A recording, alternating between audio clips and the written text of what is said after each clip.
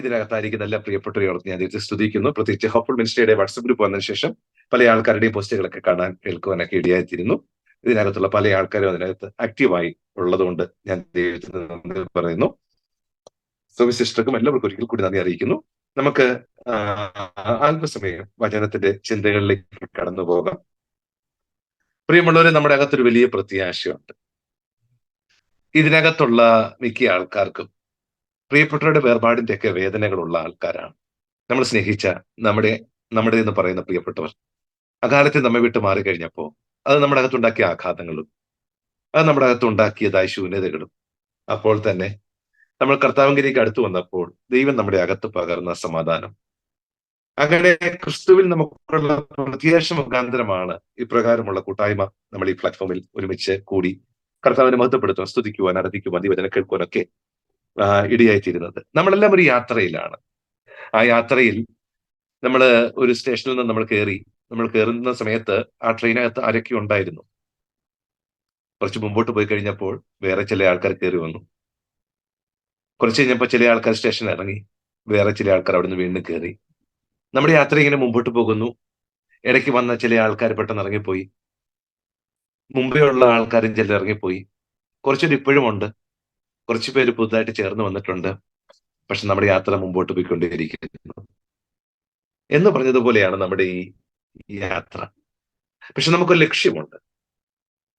ആ ലക്ഷ്യം ഒരു പുതിയ ആകാശവും പുതിയ ഭൂമിയിലും എത്തിച്ചേരുക എന്നുള്ളതാണ്. ഹല്ലേലൂയ. ഞാനിത് കഴിഞ്ഞ പ്രാവശ്യം പറഞ്ഞപ്പോഴും ഞാനത് റിമൈൻഡ് ചെയ്തതാണ്.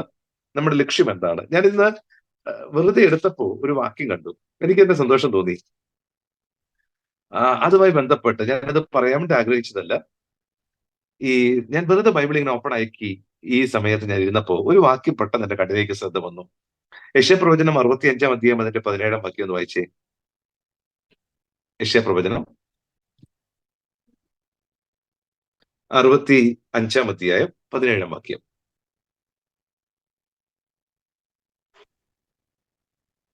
ഞാൻ പുതിയ ആകാശവും പുതിയ ഭൂമിയും സൃഷ്ടിക്കുന്നു, മുമ്പിലത്തവ ആരും ഓർക്കയില്ല, ആരുടെയും മനസ്സിൽ വരികയുമില്ല. ആമേൻ. ഇങ്ങനൊരു ആകാശം, ഇങ്ങനൊരു ഭൂമി, അവിടെ ഒരു ജീവിതം, ആ ഭൂമിയിലേക്ക് എത്തിക്കഴിയുമ്പോൾ ഈ ഭൂമിയിൽ ഉണ്ടായിരുന്ന ജീവിതത്തെ കുറിച്ച് ആരും ഓർക്കത്തില്ലെന്നാണ് കാണുന്നത്. അതിനെക്കുറിച്ചൊരു ചിന്ത പോലും നമ്മുടെ അകത്ത് വരത്തില്ല എന്നാണ്. Hello, hallelujah. നമ്മുടെ സൃഷ്ടിപ്പ് ആദമിൽ നിന്നാണ് നമുക്കറിയാം. എന്നാൽ ഒരു പുതിയ ആകാശം, പുതിയ ഭൂമിയെ കുറിച്ച് ദൈവത്തിന്റെ വാഗ്ദത്തം ആധികാരികമായി വെളിപ്പാട് പുസ്തകത്തിലെ പത്രോസിന്റെ ലേഖനത്തിലൊക്കെ രേഖപ്പെടുത്തി വെച്ചിരിക്കുന്നു. എനിക്ക് തോന്നുന്നു ഞാനത് വായിച്ചിട്ടുണ്ട് കഴിഞ്ഞ പ്രാവശ്യം ഞാൻ സംസാരിച്ചപ്പോ. നമ്മുടെ ലക്ഷ്യത്തെക്കുറിച്ച്, എവിടെ നിന്ന് എവിടേക്കുള്ള യാത്രയാണ് ദൈവം ഇതിനെക്കുറിച്ച് ഒന്നുകൂടെ വെളിപ്പാട് പുസ്തകം 21-ാം അധ്യായം അതിന്റെ 1, 2 മുതൽ 2, 3 വാക്യങ്ങൾ ഒന്ന് വായിച്ചാട്ടെ.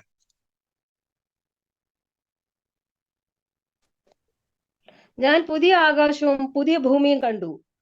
ഒന്നാമത്തെ ആകാശവും ഒന്നാമത്തെ ഭൂമിയും ഒഴിഞ്ഞുപോയി, സമുദ്രവും ഇനിയില്ല. പുതിയ യെരൂശലേം എന്ന വിശുദ്ധ നഗരം ഭർത്താവിനായി അലങ്കരിച്ചിട്ടുള്ള മണവാട്ടിയെ പോലെ ഒരുങ്ങി സ്വർഗത്തിൽ നിന്ന്, ദൈവസന്നിധിയിൽ നിന്ന് തന്നെ ഇറങ്ങുന്നത് ഞാൻ കണ്ടു.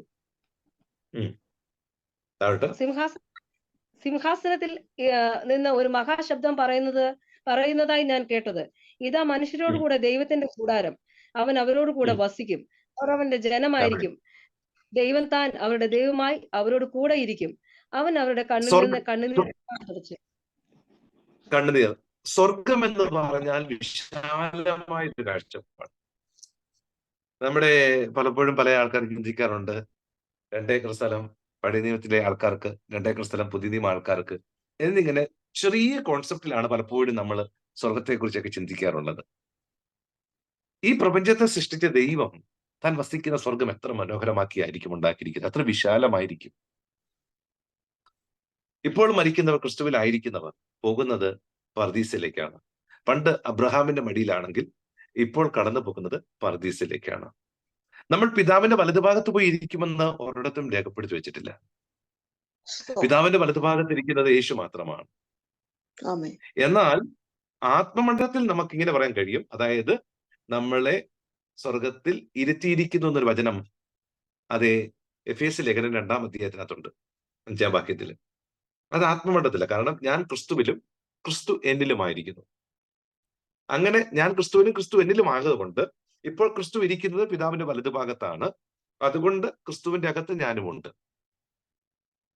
അങ്ങനെ ആത്മമണ്ഡലത്തിൽ. എന്നാൽ ലിറ്ററലി നമ്മൾ സ്വർഗത്തിൽ പിതാവിന്റെ വലതുഭാഗത്ത് പോയി ഇരിക്കുമെന്ന് ഒരു വചനം ഞാൻ നോക്കിയിട്ട് കണ്ടില്ല. മറിച്ച് ഇങ്ങനെ കണ്ടു, സ്വർഗത്തിൽ നിന്ന് ഈ പുതിയ യെരൂശലേം ഇറങ്ങി വരും. ഈ പുതിയ ആകാശത്തെയും പുതിയ ഭൂമിയെ കുറിച്ച് പറയുമ്പോൾ അവിടെ നിന്ന് ഇറങ്ങി വന്നിട്ട് ദൈവം അവിടേക്ക് ഇറങ്ങി വന്ന് മനുഷ്യരോട് കൂടെ വസിക്കും. ഇതാ മനുഷ്യരോട് കൂടെ ദൈവത്തിന്റെ കൂടാരം. ആമേൻ, ഹല്ലേലൂയ. ഈ ഒരു ഭാഗ്യദിനത്തിന് വേണ്ടിയുള്ള കാത്തിരിപ്പാണ് നമ്മൾ. വിട്ടുപിരിഞ്ഞ് കർത്താവിനോട് ചേരുവാൻ ഞാൻ ആഗ്രഹിക്കുന്നു, അത് അത്യുത്തമമല്ലോ എന്നെല്ലാം പൗലോസ് പറയുമ്പോൾ, മരിക്കുന്നവർ ഓൺ ദ സ്പോട്ടിൽ യേശുവിനോട് കൂടി ചേരുന്നു എന്നല്ല എൻ്റെ, അതിലേക്കാണ് പോകുന്നത്. പിന്നെ ദൈവ സർവ്വവ്യാപിയാണ്. ദൈവ സർവ്വവ്യാപിയാണ്. എന്നാൽ ദൈവത്തിനൊരു സ്ഥലമുണ്ട്. യേശു കർത്താവ് മരിച്ചു, അടക്കപ്പെട്ടു. അന്ന് എവിടെയാണ്? 3 ദിവസം പർദീസയിലാണ്. ആ കള്ളനോട് പറഞ്ഞു, നീ ഇന്ന് എന്നോട് കൂടെ പർദീസയിലായിരിക്കും. പിന്നീട് ഈ നോഹയുടെ കാലഘട്ടങ്ങളിൽ വിശ്വസിക്കാത്തവരുടെ മുമ്പിലൊക്കെ പോയി സാക്ഷ്യം പറഞ്ഞതെ കുറിച്ചൊക്കെ പരാമർശങ്ങൾ പത്രോസിന്റെ ലേഖനത്തിലൊക്കെ ഉണ്ട്. ഈ 3 ദിവസം ഈ ഭൂമിയിലായിരിക്കുമ്പോഴാണ് ഈ 24 അവേഴ്സിന്റെ കാലഘട്ടമൊക്കെ നമുക്കറിയാവുന്നത്. ദൈവസമയങ്ങൾക്ക് അതീതമാണ്.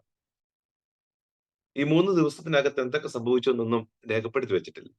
എന്നാൽ 3-ാം നാൾ യേശു കർത്താവ് ഉയർത്തെണീറ്റു. ഉയർത്തെണീറ്റ യേശു 40 നാൾ ഈ ഭൂമിയിൽ ഉണ്ടായിരുന്നു.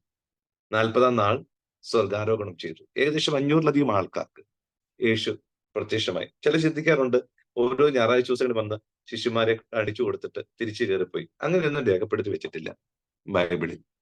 40 നാൾ ഈ ഭൂമിയിൽ ഉണ്ടായിരുന്നു തന്നെയാണ് രേഖപ്പെടുത്തി വെച്ചിരിക്കുന്നത്. ഞാൻ പറഞ്ഞു വന്നത്, അതിനുശേഷം യേശു സ്വർഗാരോഹണം ചെയ്യുകയും സ്വർഗത്തിൽ ദൈവത്തിന്റെ പിതാവിന്റെ വലതുഭാഗത്തിരിക്കുന്നതും നമുക്ക് കാണാൻ കഴിയുന്നു. അതുകൊണ്ടാണ് സ്തെഫാനോസിനെ കല്ലെറിയുമ്പോൾ സ്തെഫാനോസ് കാണുന്നത് പിതാവിന്റെ വലതുഭാഗത്ത് യേശു എഴുന്നേറ്റ് നിൽക്കുന്നതായിട്ട്. എന്റെ ആത്മാവിനെ ഞാൻ ഭരമേൽപ്പിക്കുന്നെന്ന് പറയുമ്പോൾ നിശ്ചയമായി നമ്മൾ കർത്താവിന്റെ കരങ്ങളിലേക്ക്. ഞാൻ പറഞ്ഞു, സ്വർഗം വിശാലമാണ്. പർദീസയും സ്വർഗത്തിന്റെ ഭാഗമാണ്.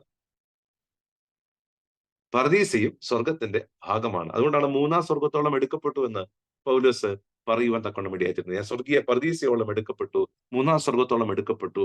ഇതെല്ലാം സ്വർഗത്തിന്റെ ഭാഗമാണ്. എന്നാൽ പിതാവ് വസിക്കുന്ന, പിതാവിരിക്കുന്ന, പിതാവിന്റെ സിംഹാസനമുള്ള ഒരു സ്ഥലമുണ്ട്. ആ സ്ഥലത്തിൽ ആണ് ഇപ്പോൾ യേശുവായിരിക്കുന്നത്. അവിടെ നിന്ന് കർത്താവായ യേശു ക്രിസ്തു മടങ്ങി വരും. എന്തിനാണ് വരുന്നത്? അവൻ കടന്നു വന്ന് നമ്മുടെ താഴ്ചയുള്ള ശരീരത്തെ അവന്റെ മഹത്വമുള്ള ശരീരത്തോട് അനുരൂപമാക്കി തീർക്കും. കാരണം ഈ ശരീരം കൂടാതെ പുതിയ ആകാശത്തിലും പുതിയ ഭൂമിയിലും എത്തിപ്പെടാൻ കഴിയത്തില്ല. ഈ ശരീരം ഈ ഭൂമിയിൽ ജീവിക്കാൻ വേണ്ടിയുള്ളതാണ്. 100 അല്ലെങ്കിൽ ഒരു 50 അടി താഴ്ചയിലേക്ക്, ഈ ഭൂമിയുടെ താഴേക്ക് ഒരു കുഴിക്കകത്തേക്ക് ഇറങ്ങിപ്പോകാൻ മനുഷ്യന് കഴിയത്തില്ല. കാരണം അവിടെ ഓക്സിജൻ കിട്ടണമെന്നില്ല. പലപ്പോഴും കിണറിനകത്തേക്ക് ഇറങ്ങുന്നവർ അതിനകത്ത് ഓക്സിജൻ ഉണ്ടോ ഇല്ലയോ എന്ന് ആദ്യം നോക്കാറുണ്ട്. അതായത് തീ കത്തിച്ചിട്ട് കെട്ടുപോയാൽ ഓക്സിജൻ ഇല്ല എന്നാണ് കാണിക്കുന്നത്. അങ്ങനെ കിണറ്റിലിറങ്ങി മരണം സംഭവിച്ച എത്രയോ പേര് നമ്മുടെ കേരളത്തിലുണ്ട്. കാരണം ഓക്സിജൻ കിട്ടുന്നില്ല. ഭൂമിക്ക് ഒരു അടി താഴെ ഓക്സിജൻ ഇല്ല, ഭൂമിക്ക് ഒരു പടി മുകളിൽ ഓക്സിജൻ ഇല്ല. ഇതിനിടയ്ക്ക് മാത്രം ജീവിക്കാൻ കഴിയുന്ന ആൾക്കാരാണ് നമ്മൾ. ഒരു ചെറിയ കാലഘട്ടം ഉള്ള ഒരു മനുഷ്യനാണ് നമ്മൾ. എന്നാൽ നമുക്ക് വേണ്ടി ദൈവം വാഗ്ദത്തം ചെയ്തത് ഒരു പുതിയ ആകാശം, ഒരു പുതിയ ഭൂമി. ഞാൻ ഈ വിഷയത്തെ കുറിച്ചൊരു ഷോർട്ട് മെസ്സേജ് ഞാൻ അരോമ ടിവിക്ക് വേണ്ടി ചെയ്തിട്ടുണ്ട്. ദൈവം അനുവദിച്ചാല് ഞാൻ അതിന്റെ ലിങ്ക് അത് റിലീസ് ചെയ്യുമ്പോൾ ഞാൻ അയച്ചു തരാം. എന്റെ വിഷയം അതല്ല ഇന്ന്. നമുക്ക് കടന്നു വരാം ലൂക്കോസ് വിശേഷം 6-ാം അധ്യായത്തിലേക്ക്. 2024 നമ്മളായിരിക്കുന്നത്. ഇതൊരു അനുഗ്രഹത്തിന്റെ വർഷമായിരിക്കും. ദൈവാത്മാവ് പ്രാരംഭത്തിൽ ഈ വർഷത്തെക്കുറിച്ച് ഇവരോട് ചോദിച്ചപ്പോൾ ദൈവം എനിക്ക് തന്നതായ ചില ആലോചനകൾ നിങ്ങളുമായി പങ്കുവെക്കുവാനാണ് ഞാൻ ഇന്നായിരിക്കുന്നത്. യെശയ്യാപ്രവചനം 44-ാം അധ്യായം അതിന്റെ 3-ാം വാക്യം വായിച്ചിട്ട് നമുക്ക് 6-ാം അധ്യായത്തിലേക്ക് വരാം. യെശയ്യാപ്രവചനം 44-ന്റെ 3-ാം വാക്യം. ദാഹിച്ചിരിക്കുന്നിടത്ത് വെള്ളവും വരണ്ട നിലത്ത് നീരൊഴുക്കുകളും പകരും. നിന്റെ സന്തതിമേൽ ആത്മാവിനെയും നിന്റെ സന്താനത്തിന്മേൽ എന്റെ അനുഗ്രഹത്തെയും പകരും. മതി. ദാഹിച്ചിരിക്കുന്നിടത്ത് ഞാൻ വെള്ളവും വരണ്ട നിലത്ത് നീരൊഴുക്കുകളും പകരും. നിന്റെ സന്തതിമേൽ എന്റെ ആത്മാവിനെയും നിന്റെ സന്താനത്തിന്മേൽ എന്റെ അനുഗ്രഹത്തെയും പകരും. ഇത് 2024 വേണ്ടി ദൈവം തന്ന ഒരു ആലോചനയാണ്. എനിക്ക് തോന്നുന്നു ഞാൻ ഈ ഗ്രൂപ്പില് കഴിഞ്ഞ വർഷമാണ് അവസാന സന്ദേശം തന്നത്. ഈ വർഷം പറയാൻ അവസരം ഉണ്ടായിരുന്നില്ല. ഞാൻ ഈ മെസ്സേജ് പലയിടങ്ങളിലും ആവർത്തിച്ച് പറഞ്ഞു. ചിലതരത്തിലുള്ള ഒരു ദൈവിക അനുഗ്രഹത്തിന്റെ പകർച്ച കാണാനിടയായി തീർന്നു. അതുകൊണ്ട് തന്നെ ഈ ഗ്രൂപ്പിലേക്ക് വന്നപ്പോഴും എന്റെ അകത്ത് ഈ വചനത്തിൽ കൂടെ കടന്നു പോകണമെന്നൊരു പ്രേരണ കിട്ടി. നിങ്ങളുടെ അകത്തൊരു ദാഹമുണ്ടോ? നിങ്ങളുടെ അകത്തൊരു വിശപ്പുണ്ടോ? അങ്ങനെയാണെങ്കിൽ ദൈവം പറയുന്നു, നിങ്ങൾ സ്ഥിതിയെ ദൈവം മാറ്റും. ഞാൻ ദാഹിച്ചിരിക്കുന്നിടത്ത് വെള്ളവും വരണ്ട നിലത്ത് നീരൊഴുക്കുകളും പകരും. നിന്റെ സന്തതിമേൽ എന്റെ അനുഗ്രഹത്തെയും എന്റെ ആത്മാവിനെയും നിന്റെ സന്താനത്തിന്മേൽ എന്റെ അനുഗ്രഹത്തെയും പകരുമെന്ന് ദൈവാത്മാവ് സംസാരിക്കുന്നു. പ്രിയമുള്ളവരെ, ഈ ദാഹം എത്രത്തോളം ഉണ്ടോ അത്രത്തോളമേ നമുക്ക് കുടിക്കാൻ പറ്റുള്ളൂ. ദാഹമില്ലാത്ത വ്യക്തിക്ക് ഒരു ഗ്ലാസ് വെള്ളം കൊടുത്താൽ അദ്ദേഹം പറയും വേണ്ട എന്നേ പറയുള്ളൂ. നമ്മുടെ ഛത്തീസ്ഗഡിലൊക്കെ ഒരു ഫോർമാലിറ്റി ഉണ്ട്. ആര് വന്നാലും ചോദിക്കേണ്ട ആവശ്യമില്ല, ഒരു വെള്ളവുമായിട്ട് വരും. നമ്മുടെ കേരളത്തിൽ അങ്ങനെയില്ല, ചോദിച്ചാലേ വെള്ളം കിട്ടുകയുള്ളൂ. അതല്ലെങ്കിൽ ചായ കൊടുക്കുന്ന ഒരു പരിപാടിയാണ് കേരളത്തിലുള്ളത്. ഇവിടെ അങ്ങനെയല്ല. ഇവിടെ ചോദിക്കേണ്ട ആവശ്യമില്ല. ഒരാൾ വീട്ടിൽ വന്നാൽ ചോദിച്ചാലും ചോദിച്ചില്ലെങ്കിലും വെള്ളം കൊടുക്കുക എന്നുള്ളത് ഇവിടുത്തെ ഒരു രീതിയാണ്, മര്യാദയാണ്. അപ്പോ എനിക്ക് ദാഹമുണ്ടെങ്കിൽ ഞാൻ വെള്ളം എടുത്ത് കുടിക്കും. ദാഹമില്ലെങ്കിൽ ഞാനത് സിപ്പ് ചെയ്തിട്ട് തിരിച്ചു വെക്കും, കൊണ്ടുവന്നതല്ലേ. ഇനി ദാഹമുണ്ടെങ്കിലോ ഞാൻ ആ ഗ്ലാസ് മുഴുവൻ കുടിക്കും. അതിനുശേഷം വീണ്ടും വെള്ളം ഉണ്ടോ എന്ന് ചോദിക്കും. ആമേ. പറഞ്ഞതിന്റെ കാരണം ദൈവം തന്റെ ആത്മാവിനെ നമ്മുടെ മേൽ പകരുവാൻ ആഗ്രഹിക്കുന്നു. 2024 അസാധാരണമായ ഒരു ദൈവപ്രവൃത്തി കാണും. പക്ഷേ നമ്മുടെ അകത്ത് ദാഹമുണ്ടോ? അത് എത്രത്തോളം ഉണ്ട്? അതിനെ ബേസ് ചെയ്തിട്ടായിരിക്കും ഇത്. മാൻനീർ തോടുകളിലേക്ക് ചെല്ലുവാൻ കാംക്ഷിക്കുന്നത് പോലെ എന്റെ ആത്മാവെ നിന്നോട് ചേരുവാൻ കാംക്ഷിക്കുന്നുവെന്ന് വചനം പറഞ്ഞതുപോലെ നമ്മുടെ അകത്ത് ഒരു വാഞ്ച, ഒരു ആഗ്രഹം, ഒരു ഉത്സാഹം ഈ ദൈവാത്മാവിന്റെ ശക്തി പ്രാപിക്കുവാൻ, ദൈവാത്മാവിന്റെ അനുഗ്രഹത്തെ പ്രാപിപ്പാൻ, ദൈവിക അനുഗ്രഹം പ്രാപിപ്പാൻ വേണ്ടി ഉണ്ടാകണം. ഹല്ലേലൂയ. അങ്ങനെ ഉണ്ടെങ്കിൽ നിശ്ചയമായി നിങ്ങളുടെ തലം മാറുന്ന ഒരു വർഷമായി ഈ 2024 വരും. ഹല്ലേലൂയ. പ്രിയമുള്ളവരെ, പ്രാർത്ഥിക്കാനുള്ള ഒരു ദാഹം, വചനം വായിപ്പാനുള്ള ഒരു ദാഹം, ഉപവസിക്കാനുള്ള ഒരു ദാഹം, അതേ സുവിശേഷം പങ്കുവെക്കുവാനുള്ള ഒരു ദാഹം, അതേ കൂട്ടായ്മ ആചരിപ്പാനുള്ള ഒരു ദാഹം, ദൈവരാജ്യത്തിനു വേണ്ടി പ്രയോജനപ്പെടുവാനുള്ള ഒരു ദാഹം എന്ന് വേണ്ട, നമ്മുടെ ലൈഫിനകത്ത് ദാഹം പല നിലവാരത്തിൽ ആവശ്യമായിരിക്കുന്നു. നിങ്ങളുടെ അകത്തുള്ള വാഞ്ച, നിങ്ങളുടെ അകത്തുള്ള ആഗ്രഹം അതെന്തിനു വേണ്ടിയാണോ അതനുസരിച്ച് ദൈവം തന്റെ അനുഗ്രഹത്തെ പകരുമെന്ന് ദൈവാത്മാവ് പറയുന്നു. വചനം പറഞ്ഞ പോലെ ദാഹിക്കുന്ന ഏവനും എന്റെ അടുക്കൽ വന്ന് കുടിക്കട്ടെ. തിരുവെഴുത്ത് പറയുന്നത് പോലെ ജീവജലത്തിന്റെ നദികൾ അവനിൽ നിന്ന് ഒഴുകുമെന്ന് കർത്താവ് അതേ ഉത്സവത്തിന്റെ ഒടുക്കത്തെ നാളിൽ നിന്ന് അതേ വിളിച്ചു പറഞ്ഞതുപോലെ നിങ്ങളുടെ അകത്തും ഒരു വലിയ ദൈവപ്രവൃത്തിക്ക് വേണ്ടി ഈ 2024 ഏൽപ്പിച്ചു കൊടുക്കുക. നിങ്ങളുടെ അകത്തൊരു ദാഹമുണ്ടോ? നിങ്ങളുടെ അകത്തൊരു വിശപ്പുണ്ടോ? ദൈവം നിങ്ങളുടെ സ്ഥിതി അറിയുന്നു. ഒരു അനുഗ്രഹത്തെ, ഒരു അഭിഷേകത്തെ നിങ്ങൾക്കായി ദൈവം ഒരുക്കി വെച്ചിട്ടുണ്ട്. നമുക്കിനി ലൂക്കോസ് സുവിശേഷം 6-ാം അധ്യായത്തിലേക്ക് വരാം.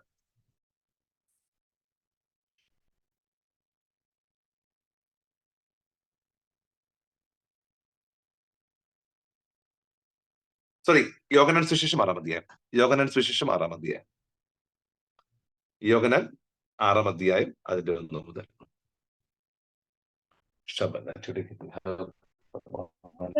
അനന്തരം അക്കരയ്ക്ക് പോയി. അവൻ രോഗികളിൽ ചെയ്യുന്ന അടയാളങ്ങളെ കണ്ടിട്ട് ഒരു വലിയ പുരുഷാരം അവന്റെ പിന്നാലെ ചെന്നു. യേശു മലയിൽ കയറി ശിഷ്യന്മാരുടെ കൂടെ അവിടെ ഇരുന്നു. യഹൂദന്മാരുടെ പെസഹ പെരുന്നാൾ അടുത്തിരുന്നു. യേശു വലിയൊരു പുരുഷാരം തന്റെ അടുക്കൽ വരുന്നത് കണ്ടിട്ട് ഫിലിപ്പോസിനോട്, ഇവർക്ക് തിന്നുവാൻ നാം എവിടെ നിന്ന് അപ്പം വാങ്ങും എന്ന് ചോദിച്ചു. ഇത് അവനെ പരീക്ഷിക്കാൻ അത്രേ ചോദിച്ചത്. താൻ എന്ത് ചെയ്യുവാൻ പോകുന്നു എന്ന് അറിഞ്ഞിരുന്നു. യേശു തിബരിയാസ് എന്ന ഗലീല കടലിന്റെ അക്കരയ്ക്ക് പോയി. അവൻ രോഗികളിൽ ചെയ്യുന്ന അടയാളങ്ങളെ കണ്ടിട്ട് ഒരു വലിയ പുരുഷാരം അവന്റെ പിന്നാലെ ചെന്നു.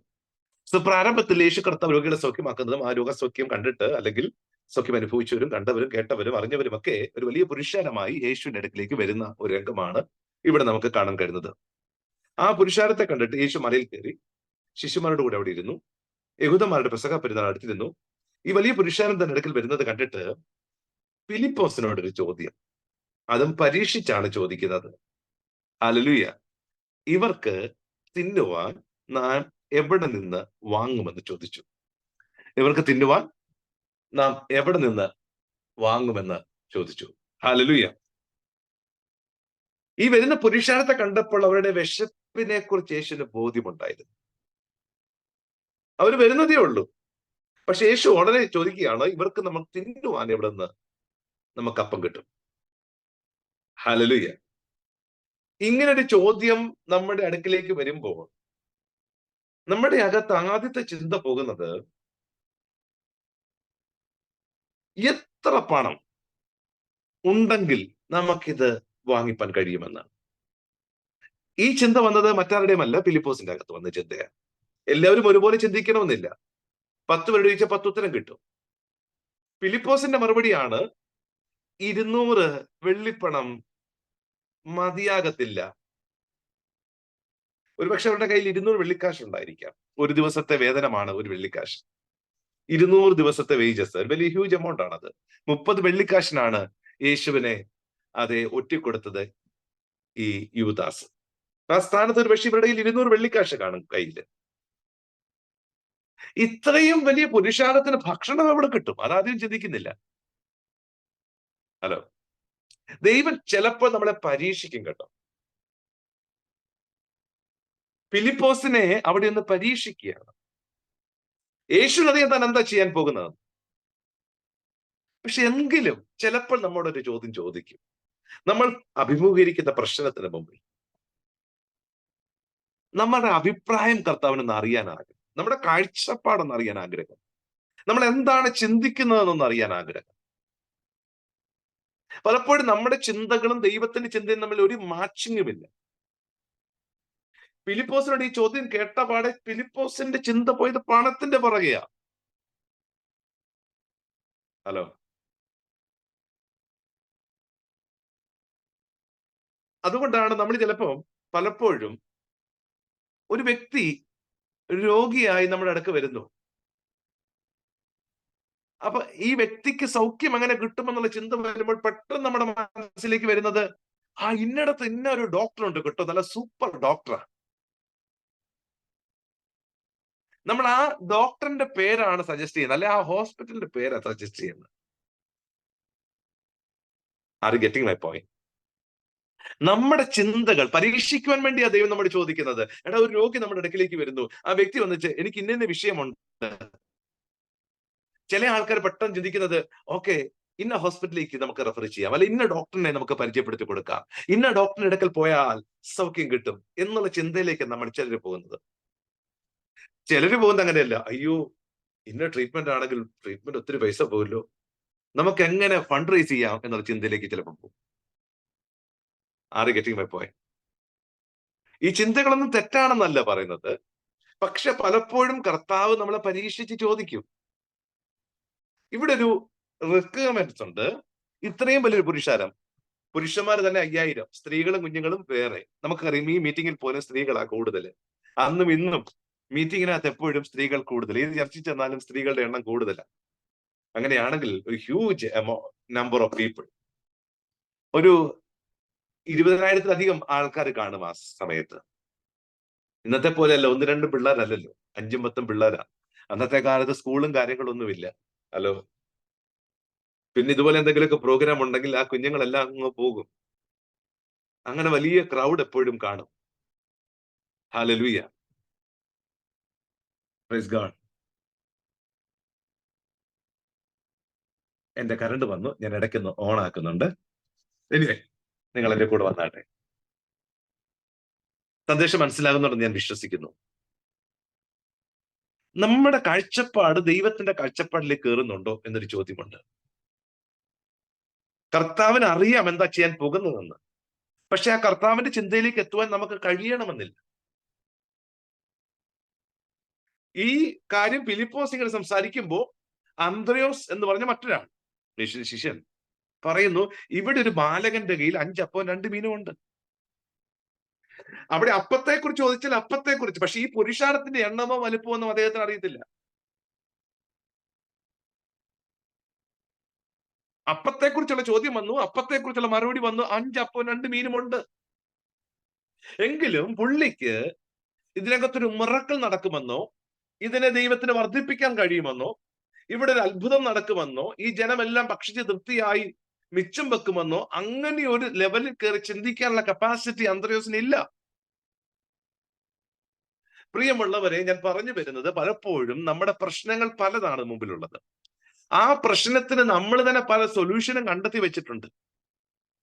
ചിലപ്പോൾ നമ്മുടെ സൊല്യൂഷൻ യുക്തിക്ക് നിരക്കുന്നതോ പ്രായോഗികമായിട്ടുള്ളതോ ഒന്നും ആയിരിക്കത്തില്ല. പലപ്പോഴും ദൈവത്തിന്റെ കാഴ്ചപ്പാടിലേക്ക് പോലും നമുക്ക് കയറാൻ കഴിയണമെന്നില്ല. ഹലോ, ശമന റിഗതൽ കമന. ഒന്ന് ചോദിച്ചോട്ടെ, ഇനി ഒത്തിരി പൈസ കയ്യിലുണ്ടെങ്കിലും ഇത്രമാത്രം ഭക്ഷണം ഉണ്ടാക്കി എവിടെയാ വെച്ചേക്കുന്നത്? ഏത് ഹോട്ടലിൽ ചെന്ന ഫുഡ് കിട്ടും? 200 വെള്ളിക്കാശിന്റെ കാര്യം പറഞ്ഞല്ലോ ഫിലിപ്പോസേ. 100 പേർക്ക് ഫുഡ് ചോദിച്ചു ചെന്നാൽ ഒരു ഹോട്ടലിൽ കിട്ടത്തില്ല. കയ്യിൽ പണം ഉണ്ടെങ്കിലും ഇതിനകത്തൊരു പ്രതിപതി ഇല്ല. ഹലോ, ഇത്രയും വലിയ പുരുഷാരത്തിന് ഫുഡ് ഉണ്ടാക്കണമെങ്കിൽ ഇതൊരു വിജനമായ പ്രദേശമാണ്, അടുത്തെങ്ങും കടകളില്ല. ഇന്നത്തെ പോലെ ഫുഡ് സപ്ലൈ അതുപോലെ ഉള്ള കാലഘട്ടമല്ല. ഓർഡർ ചെയ്താൽ എത്താൻ ഇന്നത്തെ പോലെ സംവിധാനങ്ങൾ ഇല്ലാത്തൊരു കാലഘട്ടം. ചില പ്രശ്നങ്ങൾക്ക് മുമ്പിൽ നമ്മൾ എത്ര ചിന്തിച്ചാലും പല കാര്യങ്ങൾ നമ്മൾ പറയുമെങ്കിലും അതൊന്നും യഥാർത്ഥ സൊല്യൂഷൻ ആയിരിക്കണമെന്നില്ല. പക്ഷെ ചോദ്യം ചോദിച്ചവനറിയാം എന്താ ചെയ്യേണ്ടതെന്നാണ്. ഒന്ന് പരീക്ഷിക്കാൻ വേണ്ടിയാ ചോദിച്ചതെന്ന് പറയുന്നു. അതെന്തുകൊണ്ടാണെന്ന് ഞാൻ പിന്നീട് പറയാം. ഹല്ലേലൂയ. പ്രിയമുള്ളവരെ, അതിന്റെ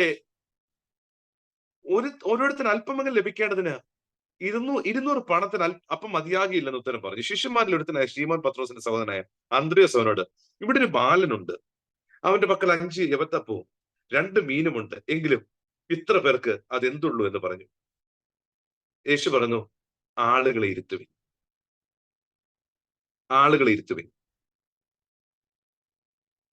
ആ സ്ഥലത്ത് വളരെ പുല്ലുണ്ടായിരുന്നു. 5000-ഓളം പുരുഷന്മാരിരുന്നു. പിന്നെ യേശു അപ്പം എടുത്ത് വാഴ്ത്തി ഇരുന്നവർക്ക് പങ്കിട്ട് കൊടുത്തു. അങ്ങനെ തന്നെ മീനും വേണ്ടുവോളം കൊടുത്തു. അവർക്ക് തൃപ്തിയായ ശേഷം അവന്റെ ശിഷ്യന്മാരുടെ ശേഷിച്ച കഷ്ണമൊന്നും നഷ്ടമാക്കാതെ ശേഖരിപ്പിനെന്ന് പറഞ്ഞു. 5 യവത്തപ്പത്തിൽ നിന്ന് ശേഷിച്ച കഷ്ണം അവർ ശേഖരിച്ചു 12 കൊട്ട നിറച്ചെടുത്തു. അവൻ ചെയ്ത അടയാളം ആളുകൾ കണ്ടിട്ട്, ലോകത്തിലേക്ക് വരുവാനുള്ള പ്രവാചകൻ ഇവനാകുന്നു എന്ന് സത്യം എന്ന് പറഞ്ഞു. ആമേൻ. ഹല്ലേലൂയ. പ്രിയമുള്ളവരെ, യേശു കർത്താവ് ജനത്തോട് ഇരിക്കാൻ പറഞ്ഞപ്പോ ഒരു മടിയും കൂടാതെ, ഒരു മറുചോദ്യവും ചോദിക്കാതെ അനുസരിക്കുവാൻ ആ പുരുഷാരം തയ്യാറായി. ഇന്നായിരുന്നെങ്കിൽ എന്തിനാ ഇരിക്കേണ്ടത്? ഇവിടെ എന്തെങ്കിലും തിന്നാൻ കിട്ടാനുണ്ടോ? ഇവിടെ ആരെങ്കിലും ഭക്ഷണം കൊണ്ടുവന്നിട്ടുണ്ടോ? എന്തിനാ പന്തിമന്തിയെ ഇരുത്താൻ പറഞ്ഞിരിക്കുന്നത്? അതിന്റെയൊക്കെ ആവശ്യമുണ്ടോ? ഇങ്ങനെ നിന്നാൽ പോരെ? അല്ലെങ്കിൽ എവിടെയെങ്കിലും ഇരുന്നാൽ പോരെ? പന്തിമന്തിയായി ലെവലായിട്ട് ഇരിക്കേണ്ട ആവശ്യമുണ്ടോ? ഇന്നത്തെ കാലഘട്ടത്തില് ഏറ്റവും കൂടുതൽ ചെലവുള്ളൊരു കാര്യമാണ് സൗഖ്യവും അനുഗ്രഹവും. പ്രത്യേകിച്ച് അനേക പാസ്റ്റർമാര് അതിന്റെ ഹോൾസെയിൽ ട്രേഡേഴ്സായി മാറി. ഞാൻ അവരെ കുറ്റം പറയാൻ വേണ്ടിയല്ല, പക്ഷെ അതിന്റെ അടുത്ത ലെവലിലേക്ക് പലരും പോകാതെ ഈ ഒരു സന്ദർഭം നോക്കിയാട്ടെ, യേശു കർത്താവ് സൗഖ്യം കൊടുക്കുന്നു, യേശു കർത്താവ് അപ്പം കൊടുക്കുന്നു, ഇവർ ഭക്ഷിച്ച് തൃപ്തി പ്രാപിച്ചു, സന്തോഷമായി. അവർ യേശുവിനെ രാജാവാക്കാൻ ശ്രമിച്ചു. യേശുവിന് മനസ്സിലായി ഇതൊരു കെണിയ.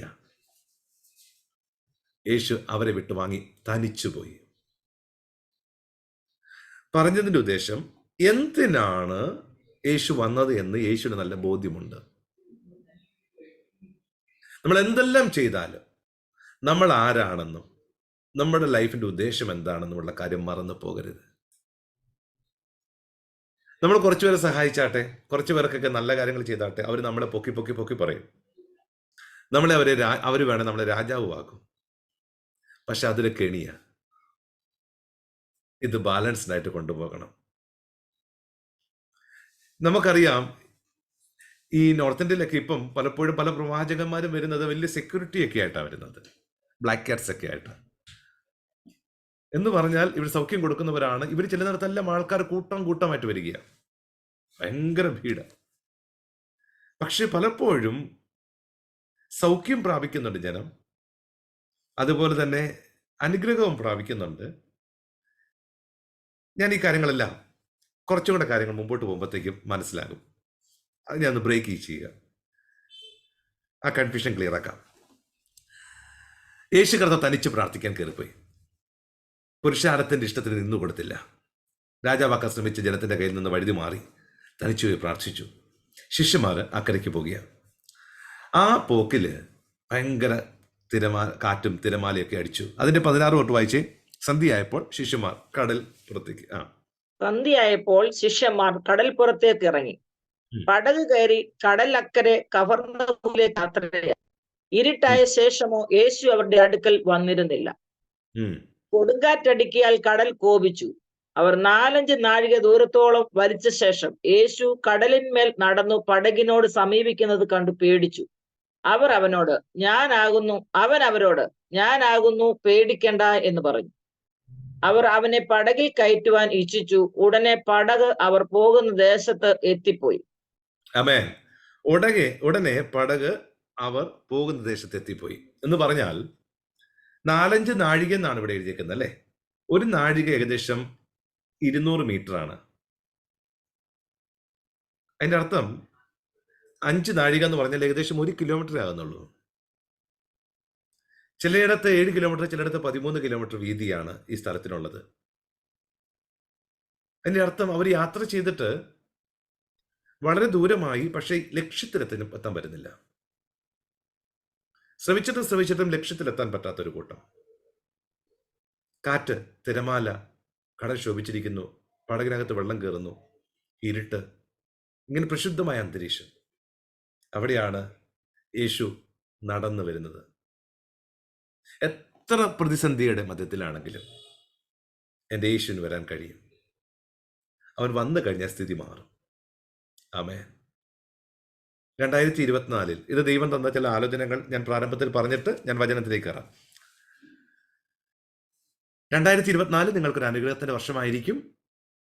പിന്നെ വളരെ നേരമായി ലക്ഷ്യത്തിലേക്ക് എത്താൻ കഴിയാതെ തുഴഞ്ഞ് വലഞ്ഞിരിക്കുന്നവരെ കർത്താവ് അടുത്ത് വരുന്നു വേഗത്തിൽ. അതായത് യേശു പടകിൽ കയറാൻ വേണ്ടി ശ്രമിക്കുമ്പോൾ തന്നെ അവർ ലക്ഷ്യത്തിൽ എത്തിച്ചേർന്നു. There is the destination. അതൊരു അത്ഭുതമല്ലേ? അതായത് സാധാരണ അവർ എത്ര സമയമാണോ 1 കിലോമീറ്റർ തുഴയാൻ വേണ്ടി എടുത്തത്, അത് കാറ്റും തിരമാലകളെല്ലാം ഉണ്ട്. പക്ഷേ ഇവിടെ വന്നുവെച്ച കാറ്റിനെയും തിരമാലയും ശാസിച്ചെന്നോ അടക്കിയെന്നൊന്നും രേഖപ്പെടുത്തിയിട്ടില്ല. ഹലോ, കാറ്റിനെയും തിരമാലയും ഒന്നും യേശു ശാസിച്ചടങ്ങിയില്ല. അവിടെ നേരത്തെ ഈ മർക്കോസ് സുവിശേഷം 4-ാം അധ്യായത്തിലൊക്കെ നമുക്ക് കാണാൻ കഴിയും, യേശു കടലിനെ ശാസിക്കുന്നു, കാറ്റിനെ ശാസിക്കുന്നു. എപ്പോഴും ശാസിക്കണമെന്നൊന്നുമില്ല, എപ്പോഴും പ്രശ്നത്തെ അടക്കണമെന്നൊന്നുമില്ല. അതിന്റെ മീതെ നടന്നു വന്ന് കാണിക്കുക യേശു. പക്ഷേ യേശു വന്നപ്പോൾ തന്നെ ലക്ഷ്യത്തിലെത്തിച്ചേർന്നു. എൻ്റെ പോയിന്റ് ഇതാണ്, you will reach the destination soon. അതായത് ഡെസ്റ്റിനേഷൻ മാത്രമല്ല, നിങ്ങളുടെ ഗോളിലേക്ക്, നിങ്ങൾ എന്താണോ നേടാൻ വേണ്ടി ആഗ്രഹിക്കുന്നത്, ഇതുവരെയും പറ്റാത്തത്, അത് വേഗത്തിൽ ദൈവം ചെയ്തെടുക്കാൻ പോവുക. 12 മാസം വേണ്ട കാര്യം 1 മാസം കൊണ്ട് തീരുമെന്ന്. 1 മാസം കൊണ്ട് ചെയ്യേണ്ട കാര്യം 1 ദിവസം കൊണ്ട് തീരുമെന്ന്. അതിനെയാ വേഗത. ധമന റിഗതൽ കമാന ഭവിഷ്യസി റംഷമന ഹംദന റിഗതൽ കമന. എലിയാവിന്റെ മേലേക്ക് ദൈവാത്മ വന്നപ്പോൾ ആഹാവ് രാജാവിന്റെ രഥത്തിന്റെ മുമ്പാകെ ഓടിയെന്നൊക്കെ പറഞ്ഞതുപോലെ, മഴയ്ക്ക് മുമ്പേ ഓടിയെന്നൊക്കെ പറഞ്ഞതുപോലെ ദൈവം സ്പീഡ് വർദ്ധിപ്പിച്ചു തരാൻ പോവുകയാണ്. ദൈവം ചില അനുഗ്രഹത്തെ കൈമാറാൻ പോകുകയാണ്. ആമേൻ. അത് വിശ്വസിച്ച് ഏറ്റെടുക്കുക. 2024 ഒരു അനുഗ്രഹത്തിന്റെ വർഷമാണ്. ആമേൻ. ഞാനിത് എല്ലാ സൺഡേയിലും ഞാൻ എൻ്റെ ചർച്ച പ്രസംഗിക്കുന്ന വിഷയമാണ്. എപ്പോഴും എൻ്റെ പ്രസംഗത്തിനകത്ത് ഈ വാക്ക് റിപ്പീറ്റഡ് ആയി വരുന്നുണ്ട്. 2024 is an year of blessing. ഒരു അനുഗ്രഹത്തിന്റെ വർഷമാണ്. ആമേൻ. Just claim it. നിങ്ങളുടെ സാഹചര്യങ്ങളെല്ലാം പ്രതികൂലമായിരിക്കാം. ഞാൻ ഈ പറയുമ്പോഴും നിങ്ങൾ പല പ്രതിസന്ധികൾ കൂടി കടന്നു പോകുന്നവരായിരിക്കാം. But you declare it. കർത്താവ് വേഗത്തിൽ ചിലത് ചെയ്യിക്കാൻ പോകുകയാണ്. നിന്റെ സന്താനത്തിന്മേൽ ഞാൻ എൻ്റെ ആത്മാവിനെ, നിന്റെ തലമുറയുടെ മേൽ ഞാൻ എൻ്റെ അനുഗ്രഹത്തെ പകരുമെന്ന് ദൈവത്തിന്റെ വാഗ്ദത്തമാണ്. ദാഹിച്ചിരിക്കുന്നിടത്ത് ഞാൻ വെള്ളം, വരണ്ടിരിക്കുന്നിടത്ത് നീരൊഴുക്കുകളും പകരുമെന്ന് ദൈവം പറയുന്നു. ദൈവം സ്ഥിതിയെ മാറ്റും. നിങ്ങളുടെ കുടുംബത്തിന്റെ സ്ഥിതിയെ മാറ്റും. നിങ്ങളുടെ സഭയുടെ സ്ഥിതിയെ മാറ്റും. നിങ്ങളുടെ ദേശത്തിന്റെ സ്ഥിതിയെ മാറ്റും. ദൈവം അത്ഭുതം ചെയ്യും. ദൈവം അനുഗ്രഹത്തെ കൈമാറും. വേഗത്തിൽ ചിലത് ദൈവം നിങ്ങളെ കൊണ്ട് ചെയ്യിപ്പിക്കും. വേഗത്തിൽ നിങ്ങൾ ലക്ഷ്യത്തിലേക്ക് എത്തിച്ചേരും. നാളുകളായി നിങ്ങൾ പ്രതീക്ഷിച്ചിട്ട് എത്താൻ പറ്റാത്തത് വേഗത്തിൽ ദൈവം നിങ്ങളെ അവിടെ എത്തിക്കുമെന്ന് ദൈവാത്മ പറയുന്നു. ഈ 2024 ഒരു ഫൈനാൻഷ്യൽ ബ്രേക്ക് ത്രൂവിന്റെ വർഷമായിരിക്കും. മിച്ചം വെക്കുന്ന നിലവാരത്തിൽ ദൈവം ചിലതിനെ കൈമാറാൻ പോകുക. ആ അനുഗ്രഹത്തെ വിശ്വാസത്തിൽ പ്രാപിച്ചെടുത്തു. കമന റികതൽ കമന. ദൈവാത്മാവ് പറയുന്നത് കേൾക്കുവാൻ, അത് വിശ്വസിപ്പാൻ, അത് അനുസരിപ്പാൻ തയ്യാറാണെങ്കിൽ ഇന്ന് വരെ കാണാത്ത ചില അത്ഭുതങ്ങളെ ദൈവം നിങ്ങളുടെ മുമ്പിൽ കാണിച്ചു തരും. ആമേൻ. ഹല്ലേലൂയ. പിറ്റേന്നാൾ 22 വാക്യം തൊട്ട് വായിച്ചേ. പിറ്റന്നാൾ കടൽക്കര നിന്ന പുരുഷാരം ഒരു പടകല്ലാതെ അവിടെ വേറെ ഇല്ലായിരുന്നു എന്നും യേശു ശിഷ്യന്മാരോട് കൂടെ പടകിൽ കയറാതെ ശിഷ്യന്മാർ മാത്രം പോയിരുന്നു എന്നും ഗ്രഹിച്ചു. എന്നാൽ കർത്താവ് വാഴ്ത്തിയിട്ട് അവർ അപ്പം തിന്ന സ്ഥലത്തിനരികെ തെബരിയാസിൽ നിന്ന് ചെറുപടകുകൾ എത്തിയിരുന്നു. യേശു അവിടെ ഇല്ല ശിഷ്യന്മാരും ഇല്ല എന്ന് പുരുഷാരം കണ്ടപ്പോൾ തങ്ങളും പടക് കയറി യേശുവിനെ തിരഞ്ഞ് കഫർന്നഹൂമിലെത്തി. കടലക്കരെ അവനെ കണ്ടെത്തിയപ്പോൾ റബ്ബി, നീ എപ്പോൾ ഇവിടെ വന്നു എന്ന് ചോദിച്ചു. അതിന് യേശു, ആമേൻ ആമേൻ, ഞാൻ നിങ്ങളോട് പറയുന്നു, നിങ്ങൾ അടയാളം കണ്ടതുകൊണ്ടല്ല, അപ്പം തിന്ന് തൃപ്തരായതുകൊണ്ടത്രേ എന്നെ അന്വേഷിക്കുന്നത്. അടുത്ത വാക്യം. നശിച്ചു പോകുന്ന ആഹാരത്തിനായിട്ടല്ല, നിത്യജീവങ്കിലേക്ക് നിലനിൽക്കുന്ന ആഹാരത്തിനായിട്ട് തന്നെ പ്രവർത്തിപ്പീൻ. അത് മനുഷ്യപുത്ര നിങ്ങൾക്ക് നല്ല ഫുഡ് കിട്ടുന്ന സ്ഥലം നമുക്ക് മനസ്സിലായി കഴിഞ്ഞാൽ അത് എത്ര കിലോമീറ്റർ ആണെങ്കിലും നമ്മൾ വണ്ടി ഓടിച്ചു പോയി ഭക്ഷണം കഴിക്കും. ഹലോ, ചില ആൾക്കാര് നല്ല ഫുഡ് കിട്ടുന്ന കടയുണ്ടെന്ന് പറഞ്ഞ് എത്രയോ കിലോമീറ്റർ ഡ്രൈവ് ചെയ്ത് പോയി ഫുഡ് കഴിക്കുന്നു. ഇന്നലെ കഴിച്ച ഫുഡിന്റെ ടേസ്റ്റ് ഓർത്തിട്ട് രാത്രി ഉറങ്ങാൻ പറ്റിയില്ല. രാവിലെ തന്നെ ജനം യേശുവിനെ അന്വേഷിച്ചിറങ്ങി. ആമേ.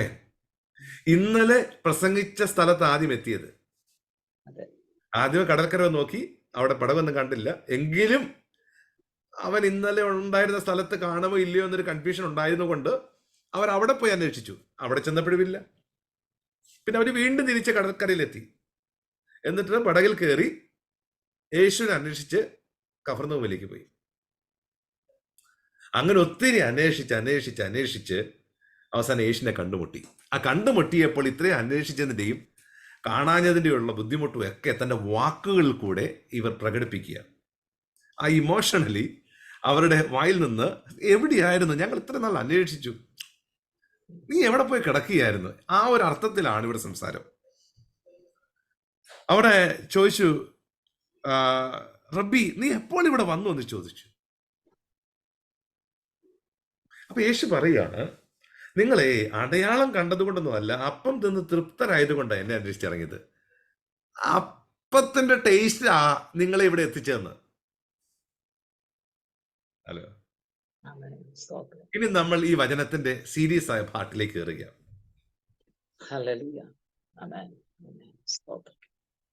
യേശു കർത്താവിനെ അന്വേഷിച്ചു വന്ന ഈ വലിയ പുരുഷാരം, ഒന്ന്, അവർക്ക് സൗഖ്യം കിട്ടി. 2, അവർക്ക് അപ്പം കിട്ടി. കിട്ടിയ അപ്പത്തിന് നല്ല ടേസ്റ്റും ഉണ്ട്. അതിൻ്റെ രുചി നാവിൽ നിന്ന് അങ്ങ് പോകുന്നില്ല. രാവിലെ തന്നെ ഈ ജനം അന്വേഷിച്ച് പുറപ്പെട്ടു. അവരുടെ യേശുവിൻ്റെ അടുക്കൽ എത്തിയപ്പോൾ യേശു പറയുന്നു, നിങ്ങൾ അന്വേഷിക്കുന്ന വാസ്തവത്തിൽ നശിച്ചു പോകുന്ന ആഹാരത്തിന് വേണ്ടിയാണ്. നിങ്ങൾ അന്വേഷിക്കുന്നത് നിത്യജീവനെ അല്ല. അവർക്ക് യേശുവിന്റെ അത്ഭുതം കണ്ടിട്ട് സന്തോഷമായി, യേശു രോഗികളെ സൗഖ്യമാക്കുന്ന കണ്ടിട്ട് സന്തോഷമായി, പക്ഷെ യേശുവിനെ അവർക്ക് വെളിപ്പെട്ട് കിട്ടിയില്ല.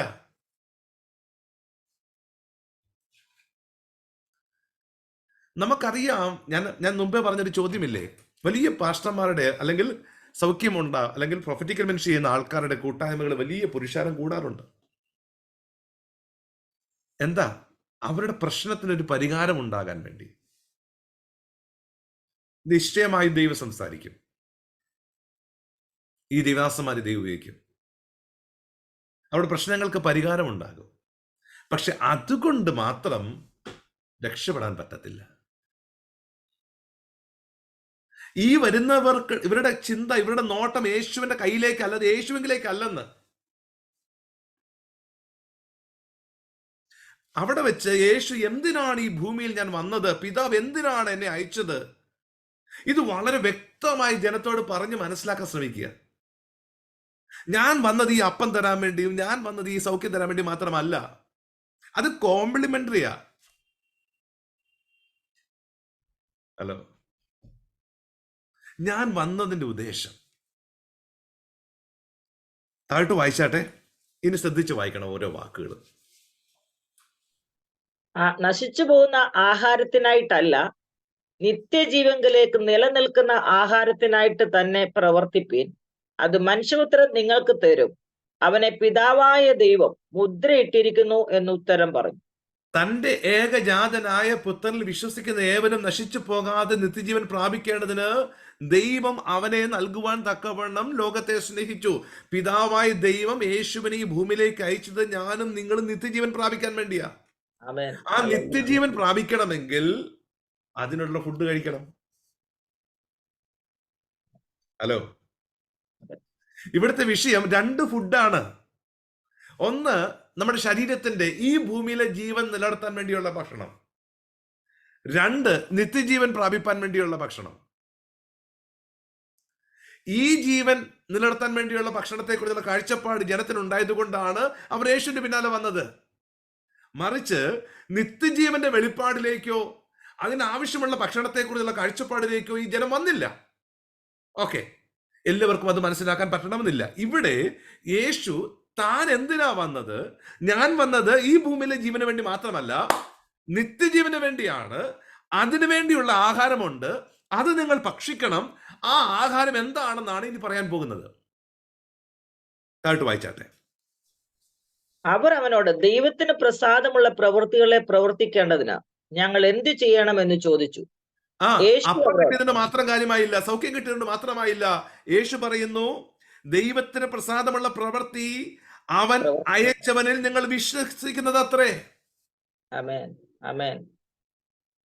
യേശു വിശ്വസിക്കണമെന്ന്, എന്നിൽ വിശ്വസിക്കണമെന്ന്, യേശു തന്നെ വിശ്വസിക്കണമെന്ന് ജനത്തോട് പറയാ. മറ്റൊരാൾ യേശുവിനെ കുറിച്ച് പറയുകയാണെങ്കിൽ ഓക്കെ, ഇത് താൻ തന്നെ പറയേണ്ടി വരിക, വേറൊരാളില്ല അവിടെ യേശുവിനെ കുറിച്ച് പറയാൻ. പിതാവിന്റെ ഇഷ്ടമുള്ള പ്രവൃത്തി അവൻ അയച്ചവനെ നിങ്ങൾ വിശ്വസിക്കണം. ഇത് കേട്ടപ്പോ അവര് പറയാണ്, അടുത്ത വാക്യം, അവർ അവനോട്, ഞങ്ങൾ കണ്ടു നിന്നെ വിശ്വസിക്കേണ്ടതിന് നീ എന്ത് അടയാളം ചെയ്യുന്നു, എന്ത് പ്രവർത്തിക്കും? ഈ അപ്പം കഴിച്ചതെല്ലാം ആ ഒരു ചോദ്യത്തോടു കൂടി മറന്നു, സൗഖ്യം കിട്ടിയത് മറന്നു. എന്ത് അടയാളമാണ് നീ ചെയ്യേണ്ടത് ഞങ്ങൾ നിങ്ങൾ വിശ്വസിക്കേണ്ടതിന്? പറഞ്ഞതിന്റെ അർത്ഥം, അവർ അപ്പം കിട്ടിയപ്പോൾ ഹാപ്പി ആയിരുന്നു, സൗഖ്യം കിട്ടിയപ്പോൾ ഹാപ്പി ആയിരുന്നു, പക്ഷേ വചന വെളിപ്പാടിലേക്ക് കയറുവാൻ അവർ ആഗ്രഹിക്കുന്നില്ല. ക്രിസ്തുവിന്റെ വെളിപ്പാടിലേക്ക് കയറുവാൻ അവർ ആഗ്രഹിക്കുന്നില്ല. ക്രിസ്തുവിനെ അവർക്ക് വെളിപ്പെട്ട് കിട്ടിയില്ല. യേശു സൗഖ്യദായകനാണെന്ന് അവർക്കറിയാം, യേശു അത്ഭുതം ചെയ്യുന്നവനാണെന്നറിയാം, പക്ഷെ യേശുവിനെ മനസ്സിലാക്കിയില്ല. അത് ഞാൻ എക്സ്പ്ലെയിൻ ചെയ്യാം മുമ്പോട്ട് വരുമ്പോ. 31-ാം വാക്യം, നമ്മുടെ പിതാക്കന്മാർ മരുഭൂമിയിൽ മന്ന തിന്നു, അവർക്ക് തിന്നുവാൻ സ്വർഗത്തിൽ നിന്ന് അപ്പം കൊടുത്തു എന്ന് എഴുതിയിരിക്കുന്നുവല്ലോ എന്ന് പറഞ്ഞു. യേശു അവരോട്, ആമേൻ ആമേൻ, ഞാൻ നിങ്ങളോട് പറയുന്നു, സ്വർഗത്തിൽ നിന്നുള്ള അപ്പം മോശയല്ല നിങ്ങൾക്ക് തന്നത്, എന്റെ പിതാവ് അത്രേ സ്വർഗത്തിൽ നിന്നുള്ള സാക്ഷാൽ അപ്പം നിങ്ങൾക്ക് തരുന്നത്. ദൈവത്തിന്റെ അപ്പമോ സ്വർഗത്തിൽ നിന്ന് ഇറങ്ങി വന്ന് ലോകത്തിന് ജീവനെ കൊടുക്കുന്നതാകുന്നു എന്ന് ഉത്തരം പറഞ്ഞു. എന്ന് പറഞ്ഞു. അവർ അവനോട്, കർത്താവേ, ഈ അപ്പം എപ്പോഴും ഞങ്ങൾക്ക് തരണമേ എന്ന് പറഞ്ഞു. യേശു അവരോട് പറഞ്ഞത്, ഞാൻ ജീവന്റെ അപ്പമാകുന്നു. എന്റെ അടുക്കൽ വരുന്നവന് വിശക്കയില്ല, എന്നിൽ വിശ്വസിക്കുന്നതിന് ഒരു നാളും ദാഹിക്കുകയുമില്ല. ആമേൻ. ഹല്ലേലൂയ. ആമേൻ. മരുഭൂമിയിൽ യാത്ര ചെയ്ത ഇസ്രായേൽ ജനത്തിന് ജീവിക്കുവാൻ ആവശ്യമായ ഭക്ഷണം ദൈവം സ്വർഗത്തിൽ നിന്ന് മന്നയായി കൊടുത്തു. അത് ഭക്ഷിച്ചത് കൊണ്ടാണ് അവർക്ക് ആ യാത്ര പൂർത്തീകരിക്കാൻ കഴിഞ്ഞത്. പക്ഷേ അത് നശിച്ചു പോകുന്നതായിരുന്നു, അടുത്ത ദിവസത്തേക്ക് മാറ്റിവെക്കാൻ കഴിയാത്തതായിരുന്നു. എന്നാൽ ഈ ആത്മീയ യാത്ര നിങ്ങൾക്ക് നയിക്കണമെങ്കിൽ, ഞാൻ പറഞ്ഞു പ്രാരംഭത്തിൽ, നമ്മളൊരു യാത്രയിലാണ്. ഇവിടെ നിങ്ങൾ യേശുവിനെ ഭക്ഷിക്കണം. എന്നാൽ മാത്രമേ ഈ യാത്ര പൂർത്തീകരിക്കാൻ പറ്റത്തുള്ളൂ. ഞാൻ സ്വർഗത്തിൽ നിന്ന് ഇറങ്ങി വന്ന ജീവന്റെ അപ്പമാകുന്നു. യേശു ചോദിച്ചില്ലേ, ഈ പുരുഷാരത്തിന് ഭക്ഷിപ്പാൻ ഫിലിപ്പോസേ, അപ്പം എവിടെ കിട്ടുമെന്ന്? ഒരൊറ്റ അപ്പത്തെയാണ് നമ്മളെല്ലാം ഭക്ഷിച്ചിരിക്കുന്നത്, യേശുവിനെ. ആ യേശുവിനെ കുറിച്ച് തന്നെയായിരുന്നു പറഞ്ഞത്. ആ വെളിപ്പാടിലേക്ക് ആരും കയറിയില്ല. അത് പറഞ്ഞാൽ മനസ്സിലാക്കാൻ പറ്റുമായിരുന്നില്ല. ശരീരത്തിന്റെ വിശപ്പിനേക്കാൾ അപ്പുറമായി ആത്മാവിന്റെ വിശപ്പിലേക്കാണ് യേശു നോക്കുന്നത്. അപ്പം കൊടുത്ത്, ഈ ഭൂമിയിൽ അപ്പം കൊടുത്ത ഒരു നേരം നമുക്ക് തന്നെ അറിയാമല്ലോ. 2 ദിവസം മുമ്പ് കഴിച്ച ഭക്ഷണത്തെ കുറിച്ച് ആരെങ്കിലും ചിന്തിക്കാറുണ്ടോ? നമ്മൾ ഈ ഭൂമിയിൽ ജനിച്ചിട്ട് എത്ര ഫുഡുകൾ കഴിച്ചിരിക്കുന്നു. നമുക്ക് ഇഷ്ടമുള്ളതും ഇഷ്ടമില്ലാത്തതുമായി എത്ര ഫുഡുകൾ കഴിച്ചിരിക്കുന്നു. ആരെങ്കിലും കണക്കെടുത്ത് വെച്ചിട്ടുണ്ടോ? ആരെങ്കിലും അതിനെക്കുറിച്ച് ഓർത്തോണ്ടിരിക്കുന്നുണ്ടോ? ഇന്നലെ കഴിച്ചത് ഇന്നലെ കൊണ്ട് തീർന്നു, ഇന്ന് രാവിലെ കഴിച്ചത് രാവിലെ കൊണ്ട് തീർന്നു. നമ്മൾ എപ്പോഴും അടുത്തത് എന്താ കഴിക്കാനുള്ളത് ചിന്തിക്കുന്ന ആൾക്കാരാണ്. അതാണ് ഈ ഭൂമിയിലെ ഭക്ഷണം. ഹല്ലേലൂയ. എന്നാൽ നമ്മൾ നിത്യത്തിൽ എത്തിച്ചേരണമെങ്കിൽ യേശുവിനെ ഭക്ഷിച്ചേ പറ്റൂ. യേശുവിന്റെ വെളിപ്പാടിലേക്ക് വന്നേ പറ്റൂ. യേശുവിനെ മനസ്സിലാക്കിയേ പറ്റൂ. നമ്മുടെ നോട്ടം യേശുവെങ്കിൽ ആയിരിക്കണം.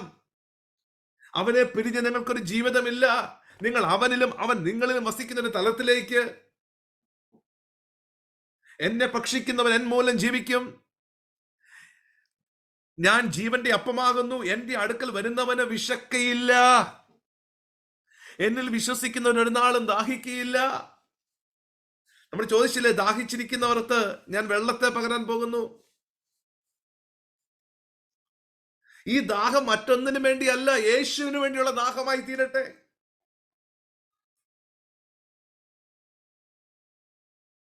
ഹലോ, ഈ ദാഹവും വിശപ്പും യേശുവിന് വേണ്ടി ആയിരിക്കണമെന്ന്.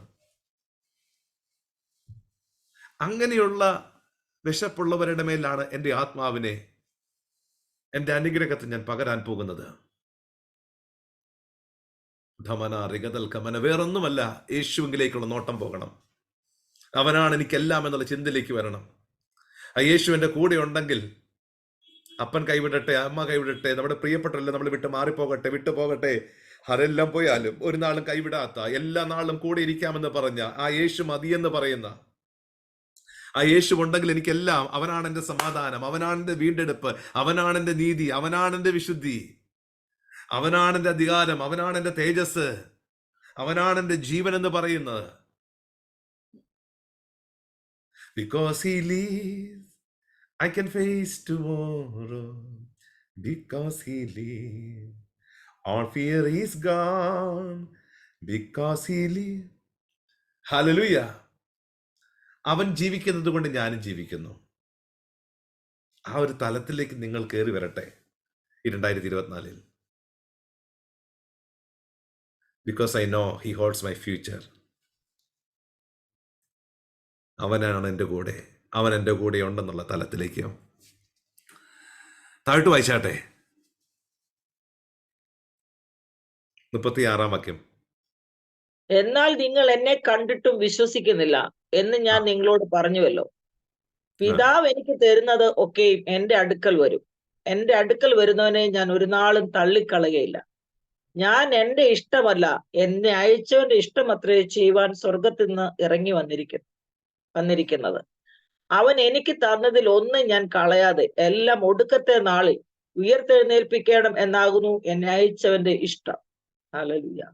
അടുത്ത വാക്യം, പുത്രനെ നോക്കിക്കൊണ്ട് അവനിൽ വിശ്വസിക്കുന്ന ഏവനും നിത്യജീവൻ ഉണ്ടാകണമെന്നാകുന്നു എന്റെ പിതാവിന്റെ ഇഷ്ടം. ഞാൻ അവനെ ഒടുക്കത്തെ നാളിൽ ഉയർത്തെഴുന്നേൽപ്പിക്കും.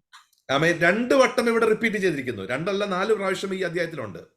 ആമേൻ. സ്തോത്രം. ഇവിടെയാണ് യേശു കർത്താവ് എന്തിനാണ് ഈ ഭൂമിയിലേക്ക് വന്നത് എന്ന് വ്യക്തമായി പറയുന്നത്. എന്തിനാണ് പിതാവ് തന്നെ അയച്ചിരിക്കുന്നത്? ഞാൻ വന്നിരിക്കുന്നത് അപ്പവും സൗഖ്യവും തരാൻ വേണ്ടി മാത്രമല്ല, ആമേൻ. ഞാൻ വന്നിരിക്കുന്നത് നിങ്ങൾക്ക് നിത്യജീവനെ തരാൻ വേണ്ടിയാ. അത് മാത്രമല്ല, എന്നെ അയച്ച പിതാവിന്റെ ഒരു ഇഷ്ടമുണ്ട്. അതിനനുസരിച്ച് യേശുവിന്റെ പ്രവൃത്തി ഇതുവരെയും പൂർണ്ണമായിട്ടില്ല. ആമേൻ. സ്തോത്രം. നമ്മൾ പറയാറില്ലേ യേശുവിന്റെ പ്രവൃത്തി കാൽവരി ക്രൂശിൽ പൂർണ്ണമായെന്ന്, എല്ലാം നിവൃത്തിയായെന്ന് പറഞ്ഞ് തല ചായച്ചു കൊടുത്ത യേശുവിനെ കുറിച്ച്. പക്ഷെ ഈ വാക്യത്തിന്റെ അടിസ്ഥാനത്തിൽ യേശുവിന്റെ പ്രവൃത്തി എപ്പോഴാണ് പൂർത്തീകരിക്കപ്പെടുന്നത്? ഇനി യേശു വന്ന് നമ്മളെ ഉയർത്തെഴുന്നേൽപ്പിച്ചതിന് ശേഷം മാത്രം. ആമേൻ. Is it clear or not? Yes. ഹല്ലേലൂയ. അവൻ ആമേൻ. എനിക്ക് തന്നതിലൊന്നും ഞാൻ കളയാതെ എല്ലാം ഒടുക്കത്തെ നാളിൽ ഉയർത്തെഴുന്നേൽപ്പിക്കണം എന്നാകുന്നു എന്നെ അയച്ചവന്റെ ഇഷ്ടം. ഇത് എന്നെ അയച്ചവന്റെ ഇഷ്ടമാണ്. ഞാനും നിങ്ങളും ഉയർത്തെഴുന്നേൽക്കണം. ഹല്ലേലൂയ. നമുക്ക് മുമ്പേ പോയവരും ഉയർത്തെഴുന്നേൽക്കണം. ആമേൻ. ആമേൻ. പുത്രനെ നോക്കിക്കൊണ്ട് അവനിൽ വിശ്വസിക്കുന്ന ഏവനും നിത്യജീവൻ ഉണ്ടാകണമെന്നാകുന്നു എന്റെ പിതാവിന്റെ ഇഷ്ടം. വീണ്ടും പറഞ്ഞു, ഞാൻ അവനെ ഒടുക്കത്തെ നാളിൽ ഉയർത്തെഴുന്നേൽപ്പിക്കും. ആമേൻ. പിതാവിനെ, പുത്രനെ നോക്കിക്കൊണ്ട് ദമന അവനിൽ വിശ്വസിക്കുന്ന ഏവനും നിത്യജീവൻ ഉണ്ടാകണമെന്ന് പിതാവിന്റെ ഇഷ്ടം. ഞാൻ അവനെ ഒടുക്കത്തെ നാളിൽ ഉയർത്തെഴുന്നേൽപ്പിക്കും.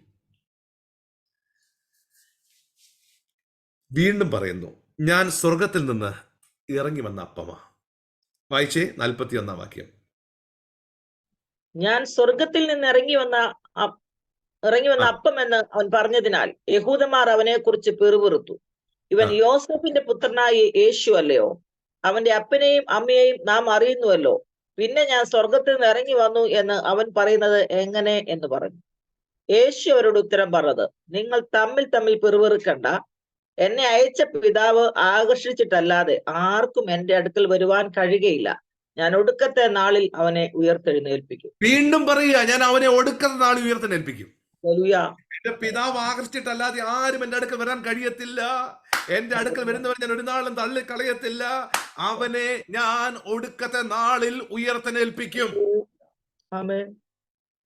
ഒരധ്യായത്തിൽ ഒരു പുരുഷാർത്ഥത്തെ നോക്കി അപ്പം കഴിക്കാൻ വന്ന, അല്ലെങ്കിൽ അപ്പത്തിന് ടേസ്റ്റ് പിടിച്ച് യേശുവിനെ അന്വേഷിച്ച് വന്ന ജനത്തോട് ആവർത്തിച്ച് പറഞ്ഞു, ഞാനാണ് അപ്പം, എന്നെയാണ് നിങ്ങൾ ഭക്ഷിക്കേണ്ടത്. എന്റെ വരവിന്റെ ഉദ്ദേശം നിങ്ങൾക്ക് നിത്യജീവൻ ഉണ്ടാകുവാനും ഒടുക്കത്തെ നാളിൽ നിങ്ങളെ ഉയർത്തെഴുന്നേൽപ്പിക്കാൻ വേണ്ടിയാണ്. ഇത് 3-ാം വട്ടമാണ് രേഖപ്പെടുത്തിയിരിക്കുന്നത്. ഹലോ പ്രിയമുള്ളവരെ, ഞാൻ പറഞ്ഞു വന്നത്, നമ്മൾ പലപ്പോഴും ഈ ലോകത്തിന്റെ കാഴ്ചപ്പാടില്ല മുമ്പോട്ട് ഓടുന്നത്. നമ്മൾ നമ്മുടെ മക്കൾ, നമ്മുടെ കുടുംബം, നമ്മുടെ ജോലി, നമ്മുടെ ആവശ്യങ്ങൾ, കുഞ്ഞുങ്ങളുടെ പഠിത്തം, നമ്മുടെ ഭാവി, നല്ല വീട്, നല്ല കാറ്, നല്ല ജോലി, അങ്ങനെ ഈ ഭൂമിയിലെ ജീവനിലേക്കാണ് പലപ്പോഴും നമ്മുടെ ശ്രദ്ധ പോകുന്നത്.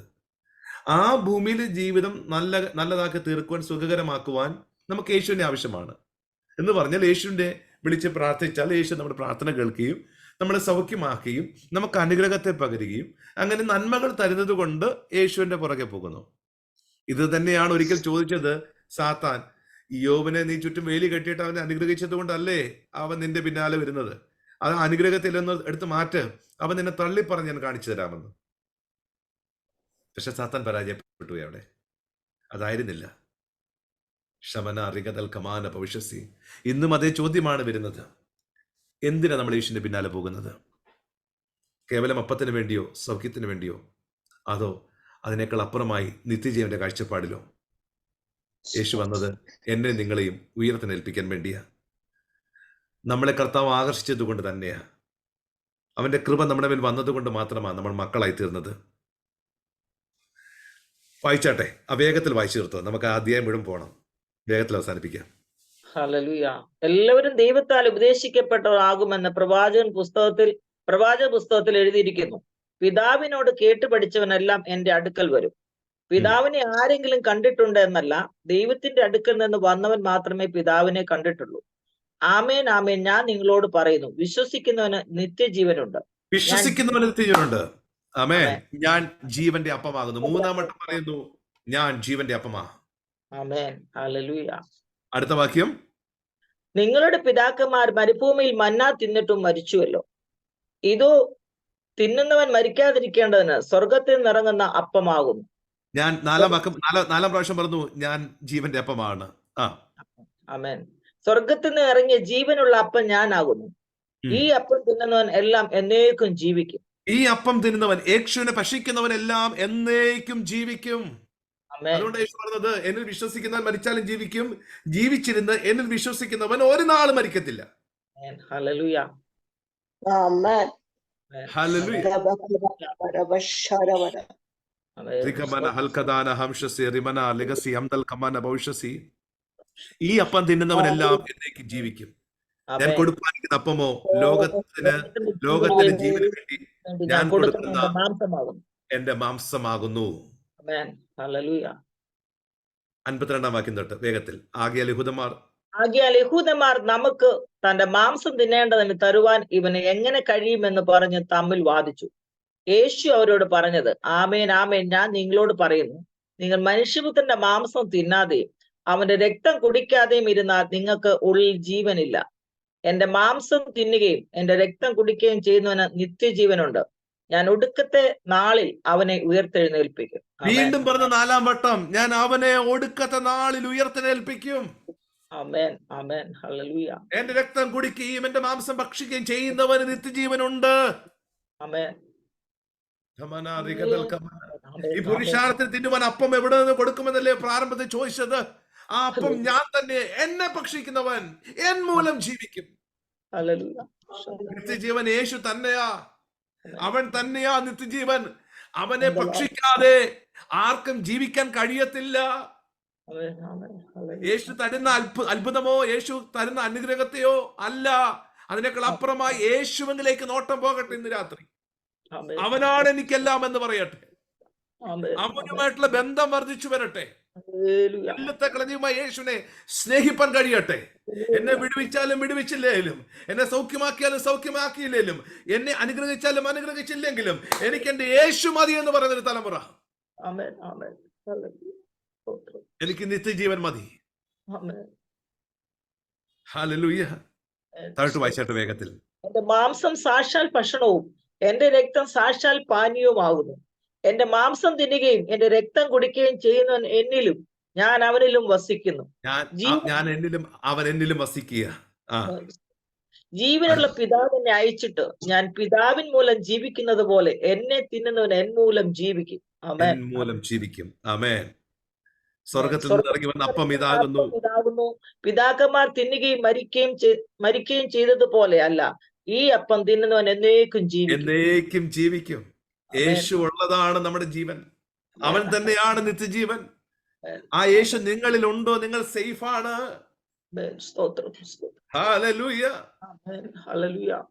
ആ യേശുവിനെ ഭക്ഷിപ്പാൻ നിങ്ങൾക്ക് കഴിയട്ടെ.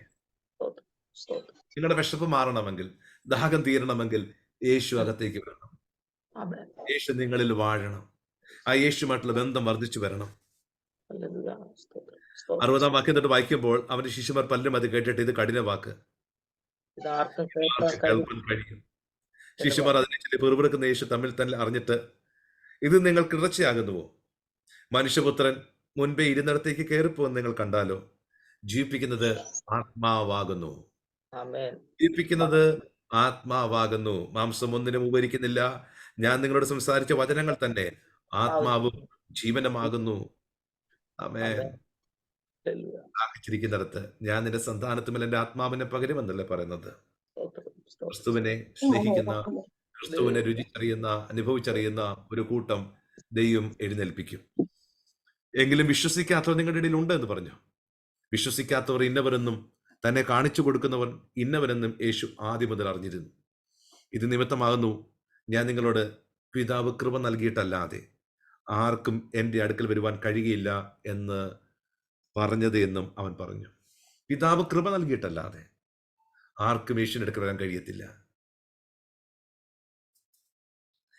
ശ്രദ്ധിക്കണേ, അതിന്റെ 66-ാം വാക്യം വായിച്ചേ.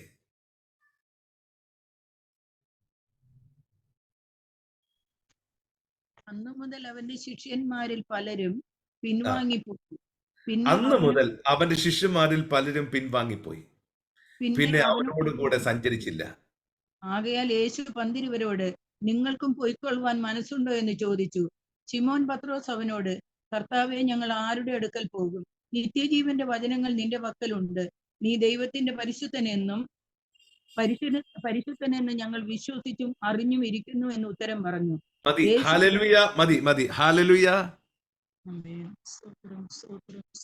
അവന്റെ ശിഷ്യന്മാർ ഇനി ഒന്നും കൂടെ ഈ അധ്യായത്തെ മുഴുവൻ ഒന്നും കൂടെ ചിന്തിച്ചാട്ടെ. ഞാൻ കൺക്ലൂഡ് ചെയ്യാം. തുടക്കത്തിൽ യേശു സൗഖ്യമാക്കുന്നു.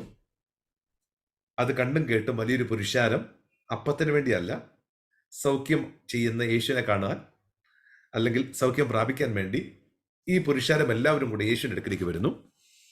യേശു അവർക്ക് അപ്പം കൊടുക്കുന്നു. അപ്പം കൊടുത്തപ്പോൾ അവരുടെ ഉത്സാഹം സന്തോഷമെല്ലാം കൂടി അവർക്ക് രാത്രി ഉറങ്ങുവാൻ പോലും കഴിയാതെ പിറ്റേ ദിവസം രാവിലെ യേശുവിനെ അന്വേഷിച്ചിറങ്ങിത്തിരിക്കുന്നു. അങ്ങനെ ഈ പുരുഷാരം വളരെ കഷ്ടപ്പെട്ട് യേശുവിൻ്റെ അടുക്കൽ എത്തിച്ചേരുന്നു. എത്തിക്കഴിഞ്ഞപ്പോൾ യേശു കർത്താവ് ഈ ഭൂമിയിലെ അപ്പത്തെക്കുറിച്ചല്ല, സ്വർഗീയ അപ്പത്തെക്കുറിച്ച് അത് ഞാൻ തന്നെയാണെന്നും എന്നെ ഭക്ഷിക്കണമെന്നുമുള്ള വെളിപ്പാടിലേക്ക് ഇറങ്ങിച്ചെന്നു. അങ്ങനെ കർത്താവ് വന്നതിൻ്റെ ഉദ്ദേശം നിങ്ങൾക്ക് നിത്യജീവൻ ഉണ്ടാകുവാനും ഒടുക്കത്തെ നാളിൽ നിങ്ങളെ ഉയർത്തെഴുന്നേൽപ്പിക്കേണ്ടതുമാണ് എന്നൊക്കെ പറഞ്ഞപ്പോൾ ഈ പ്രസംഗങ്ങളെല്ലാം, ഈ വചനങ്ങളെല്ലാം ഈ വന്ന പുരുഷാരത്തിന്റെ തലയുടെ മണ്ടയ്ക്കൂടെ പോയി. അവർക്കത് ഗ്രഹിപ്പാനോ ഉൾക്കൊള്ളുവാനോ കഴിവില്ലായിരുന്നു. അവസാനം ലാസ്റ്റ് എന്നെ ഭക്ഷിക്കണമെന്നൊക്കെ പറഞ്ഞപ്പോൾ വെളിവില്ലാത്തവൻ പറയുന്ന വിവരക്കേടാണെന്നുള്ള ചിന്ത അവരുടെ അകത്തേക്ക് കയറി. ചുരുക്കി പറഞ്ഞാൽ ഈ അപ്പം ഭക്ഷിച്ച, യേശുവിനെ അന്വേഷിച്ച് ഇറങ്ങിത്തിരിച്ച പുരുഷാരമെല്ലാം യേശുവിനെ വിട്ടുപോയി. യേശുവിന് അനേക ശിഷ്യന്മാരുണ്ടായിരുന്നു, അപ്പോസ്തലന്മാർ 12. ഈ ശിഷ്യന്മാരുടെ കൂട്ടത്തിൽ നിന്നാണ് അപ്പോസ്തലന്മാരെ തിരഞ്ഞെടുത്തത്. ആ ശിഷ്യന്മാർ പോലും യേശുവിനെ വിട്ടുപോയി. വെളിപ്പാടുകളുടെ, വചനത്തിന്റെ, ക്രിസ്തുവിന്റെ വെളിപ്പാടുകളുടെ ആഴങ്ങളിലേക്ക് ഇറങ്ങുമ്പോൾ എല്ലാവർക്കും ആ ലെവലിലേക്ക് വരാൻ കഴിയണമെന്നില്ല. തുടക്കത്തിൽ പുരുഷാരം, ഒടുക്കുമോ 12 പേർ. അതിനകത്തും ഒരാൾ ഫേക്ക് ആയിരുന്നു. അതിനെക്കുറിച്ച് പറഞ്ഞാണ് അവസാനിപ്പിക്കുന്നത്. വിളിക്കപ്പെട്ടവർ അനേകർ, തെരഞ്ഞെടുക്കപ്പെട്ടവർ ചുരുക്കം. ആ ചുരുക്കത്തെ അന്വേഷിച്ച് കർത്താവ് വരാൻ പോകുക. നിങ്ങൾക്ക് എന്താണ് വേണ്ടത്? വാസ്തവത്തിൽ കർത്താവ് അത്ഭുതം ചെയ്യും, കർത്താവ് അടയാളങ്ങൾ ചെയ്യും, ദൈവ സൗഖ്യം തരും, എല്ലാമുണ്ട്. പക്ഷെ നിങ്ങളുടെ നോട്ടം യേശുവെങ്കിലായിരിക്കണം. നിങ്ങളുടെ നോട്ടം യേശുവെങ്കിലാണെങ്കിൽ കർത്താവിൻ്റെ വരവിൻ്റെ ഉദ്ദേശം പൂർത്തീകരിക്കപ്പെട്ടിട്ടില്ല. നിങ്ങളെ ഉയരത്തിനേൽപ്പിച്ച് ആ പുതിയ ആകാശത്തിലും പുതിയ ഭൂമിയിലും എത്തിക്കുന്നിടം വരെ കർത്താവിൻ്റെ പ്രവൃത്തി പൂർത്തീകരിക്കപ്പെടുന്നില്ല. അതാണ് പിതാവ് അയച്ച ദൗത്യം. ധമന റിഗതൽ ഖമാന ഭവിഷ്യസി റംഷസി റിഗതൽ ഖമാന ഭവിഷ്യസി റിമന അലഗസ്യം ദൽ ഖമനമന. ഞാൻ എൻ്റെ വചനം ഇവിടെ കൺക്ലൂഡ് ചെയ്യുക. നിങ്ങളുടെ നീതി യേശുവില, നിങ്ങളുടെ വിശുദ്ധി യേശുവില, നിങ്ങളുടെ നിത്യജീവൻ യേശുവില, നിങ്ങളുടെ സമാധാനം യേശുവിലാണ്, നിങ്ങളുടെ വീണ്ടെടുപ്പ് യേശുവിലാണ്. യേശുവാണ് ഏക വഴി, അവനാണ് ജീവൻ, അവനാണ് സത്യം. അവൻ മുഖാന്തരമല്ലാതെ ആരും പിതാവിൻ്റെ അടുക്കൽ എത്തിച്ചേരത്തില്ല. അവനെ ഭക്ഷിക്കാതെ ആർക്കും ജീവൻ ഉണ്ടാകത്തില്ല. നിങ്ങളുടെ ദാഹവും വിശപ്പും മാറണമെങ്കിൽ അവൻ നിങ്ങളുടെ അകത്തേക്ക് ഇറങ്ങി വരണം. നിങ്ങളിൽ അവൻ വാഴണം, നിങ്ങളുടെ കുടുംബത്തിൽ അവൻ വാഴണം. എല്ലാത്തേക്കളും അപ്പുറമായി യേശുമായിട്ടുള്ള ബന്ധത്തിലേക്ക് കയറി ചെല്ലണം. ആ ക്രിസ്തുവിനെ കുറിച്ചൊരു വെളിപ്പാട് വേണം. അവനെ ഭക്ഷിക്കണം നാൾ തോറും. വചനം വായിപ്പാനുള്ളൊരു മനസ്സുണ്ടാകട്ടെ, ദാഹമുണ്ടാകട്ടെ. കൂട്ടായ്മ ആചരിപ്പാൻ, പ്രാർത്ഥിപ്പാൻ, ആരാധിക്കുവാൻ ഒക്കെ ഉള്ളൊരു തലത്തിലേക്ക് ദൈവം നിങ്ങളെ മാറ്റട്ടെ. Once again I declare 2024 is an year of blessing. ആത്മാവിന് നിങ്ങളുടെ മേൽ ദൈവം പകരും. അഭിഷേകത്തിൻ്റെ തലത്തിലേക്ക് ദൈവം നിങ്ങളെ മാറ്റും. വേഗത്തിൽ ചില കാര്യങ്ങൾ ദൈവം ചെയ്യിപ്പിക്കും. പക്ഷേ എല്ലാത്തേക്കളും അപ്പുറമായി യേശുവിനെ സ്നേഹിക്കുന്ന ഒരു ഹൃദയം, യേശുവുമായിട്ട് അഭേദ്യമായൊരു ബന്ധം, ആ യേശു മാത്രം മതി എന്ന് പറയുന്നൊരു തലം നിങ്ങളുടെ ലൈഫിലേക്ക് വരട്ടെ. കർത്താവ് ആ യേശുവിനെ അധികമായി വെളിപ്പെട്ട് കിട്ടുവാൻ, ക്രിസ്തുവിനെ അധികമായി. കല്യാണം കഴിച്ചിട്ട് ഇത്രയും നാളായിട്ട് നമ്മുടെ ഭർത്താവിനെ നമുക്ക് മനസ്സിലായിട്ടില്ല. ഭർത്താക്കന്മാർ പറയുന്നു, ഇത്ര വർഷമായിട്ട് എൻ്റെ ഭാര്യ എനിക്ക് മനസ്സിലാക്കാൻ പറ്റിയിട്ടില്ല. നമ്മൾ യേശുവിൻ്റെ കൂടെ നടന്നിട്ട് നമുക്ക് യേശുവിനെ എത്രത്തോളം മനസ്സിലാക്കാൻ പറ്റിയിട്ടുണ്ട്? ഹലോ, അവൻ കടല് പോലെയാണ്. അവൻ്റെ ആഴങ്ങൾ അറിയണം. നമ്മൾ അല്പം മാത്രമേ യേശുവിനെ കുറിച്ച് അറിഞ്ഞിട്ടുള്ളൂ. ആമേ. ഒരു ഭാര്യയ്ക്ക് ഭർത്താവിനെ പൂർണ്ണമായി മനസ്സിലാക്കാൻ കഴിയാത്തതുപോലെ, ഒരു ഭർത്താവിന് ഭാര്യയെ പൂർണ്ണമായി മനസ്സിലാക്കാൻ കഴിയാത്തതുപോലെ പലപ്പോഴും നമുക്ക് യേശുവിനെ പലപ്പോഴും മനസ്സിലാക്കാൻ കഴിഞ്ഞിട്ടില്ല. അവനെക്കുറിച്ചുള്ള വെളിപ്പാടുകളുടെ ആഴങ്ങളിലേക്ക് ഇറങ്ങി ചെന്ന് കഴിയുമ്പോൾ നമ്മുടെ തല മാറും. അവൻ തന്നെയാണ് നിത്യജീവൻ. ഞാൻ പറഞ്ഞു വന്നത്, അപ്പവും സൗഖ്യവും എല്ലാം വേണം, പക്ഷെ അതിൻ്റെ കൂടെ യേശുവിനെ വെളിപ്പെട്ട് കിട്ടണം. പിതാവ് വെളിപ്പെടുത്തിയിട്ടല്ലാതെ ആരും പുത്രനെ കാണുന്നില്ല. പുത്രനെ മനസ്സുവെക്കാതെ ആരും പിതാവിൻ്റെ അടുക്കൽ എത്തുന്നുമില്ല. സ്വർഗീയ പിതാവേ, ഈ ഹോപ്പ്ഫുൾ മിനിസ്ട്രീസ് ഞങ്ങളുടെ കരങ്ങളിലേക്ക് ഏൽപ്പിക്കുന്നു. ഈ വചനം കേട്ട എല്ലാവരോടും ദൈവാത്മാവ് ഇടപെടണം. ദൈവിക അനുഗ്രഹത്തെ കൈമാറണം. ഈ കേൾക്കപ്പെട്ട വചനം അവർക്ക് അനുഗ്രഹമായി തീരണം. ശാന്തമായി ഞങ്ങൾ കേട്ടു. ആ യേശുവിനെ വെളിപ്പെട്ട് കിട്ടുവാൻ സഹായിക്കണം. അങ്ങേ സ്നേഹിപ്പാൻ കഴിയണം. ഞങ്ങളുടെ കൂടെ നടക്കുവാൻ കഴിയണം.